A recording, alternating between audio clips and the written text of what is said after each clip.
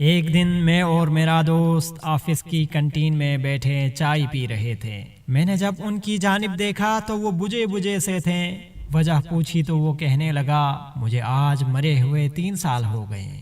میں نے نظر اٹھائے اور ان کی آنکھوں میں دیکھا، جہاں اس جملے کے ساتھ ہی دنیا بھر کی نقاہت اتر آئی تھی۔ پھر کہنے لگے، میں ہمیشہ سے بدتمیز رہا، کھانا کھاتے ہوئے ضد کرتا، یہ نہیں کھانا وہ نہیں کھانا۔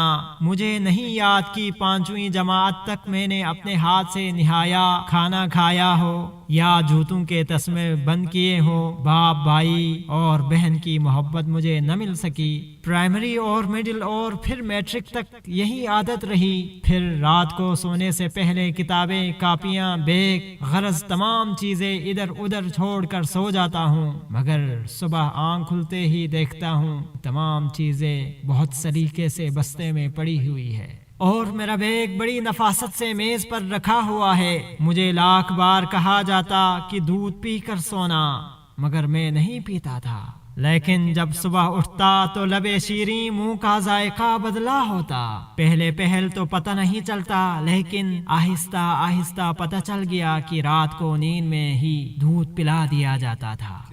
رات کو کبھی آنکھ کھلتی تو دیکھتا کہ بارش ہو رہی ہے تو مجھ پر کمبل ڈال دیا گیا ہے تاکہ سردی نہ لگے۔ مجھے ہمیشہ گھر میں 2 ہی چیزوں سے چڑ رہی ہے، ایک 11 سے 13 گھنٹے تک ہاتھ سے چلائی جانے والی سلائی مشین سے، دوسری روٹی کے کناروں سے جن پر اکثر گھی لگنے سے رہ جاتا تھا۔ مگر روٹی کے وہ ٹکڑے جسے میں اتار دیتا تھا، نہ تو کبھی گھر سے باہر فروخت ہوتے دیکھتے اور نہ ہی کوڑا دان میں نظر آئے، اور جب بھی مجھے پیسے چاہیے ہوتے تو میں اسی سلائی مشین کا رخ کرتا جس سے مجھے چڑ تھی۔ جب بھی کبھی معمول سے ہٹ کر مجھے زیادہ پیسوں کی ضرورت ہوتی تو دیکھتا کہ گھر میں سلائی مشین کی چلنے کا دورانیہ 16 گھنٹے تک جا پہنچا ہے۔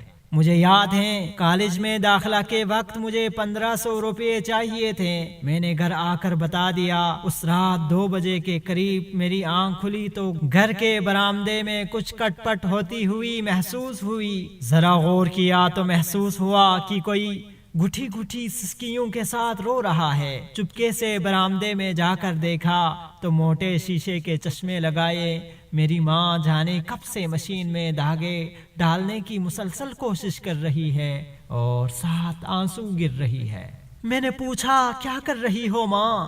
ماں نے چون کر میری طرف دیکھا اور جلدی سے آنسو صاف کرتے ہوئے اور چہرے پر مسکراہٹ سجاتے ہوئے بالکل صاف آواز میں کہنے لگی، وہ سامنے والے سوریا کی دوست کی شادی ہے تو اس نے کہا ہے کہ صبح تک 2 سوٹ سلائی کر دو، اس لیے بیٹھی ہوں، لیکن دھاگا سوئی میں نہیں ڈل رہا۔ اس دن مجھے ماں کی حالت اور آنسو دیکھ کر احساس ہوا کہ مجھے کوئی چھوٹا موٹا کام کرنا چاہیے۔ میں مناسب کام بھی ڈھونڈتا رہا اور پڑھتا بھی رہا۔ ادھر FA مکمل ہوا، ادھر آفس میں کام مل گیا۔ میں نے گھر جا کر ماں کو بتایا تو وہ خوشی سے نہال ہو گئی۔ فوراً شکرپارے لا کر محلے میں بانٹ دیے۔ ایک دن میں کام سے گھر آ کر لیٹ گیا۔ تھوڑی تھکاوٹ ہو رہی تھی، پاؤں چارپائی سے لٹکائے سو گیا۔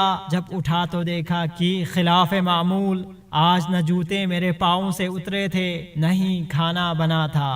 ماں کو آواز دی، ماں ماں ماں، اے ماں ماں اٹھیے، بھوک لگی ہے۔ چیخ چیخ کر رویا، 1000 منتیں کیے، مگر شاید ماں اب کے بعد اٹھنے کے لیے نہیں سوئی تھی۔ ماں کے بعد وہ گھر چھوڑ دیا، گویا قبرستان لگتا تھا۔ ادھر دیار غیر میں آ کر اپنا سارا کام خود ہی کرتا ہوں۔ سوچتا ہوں کہ میں نے کبھی جس کی خدمت نہ کی اور نہ کبھی آسائش و سکون جسے دیا، وہ میری ماں تھی، وہ کوئی نوکرانی نہیں تھی۔ یہ کہتے ہوئے میرے اس دوست کے 2 بڑے بڑے آنسو اس کے رخساروں پر بہنے لگے۔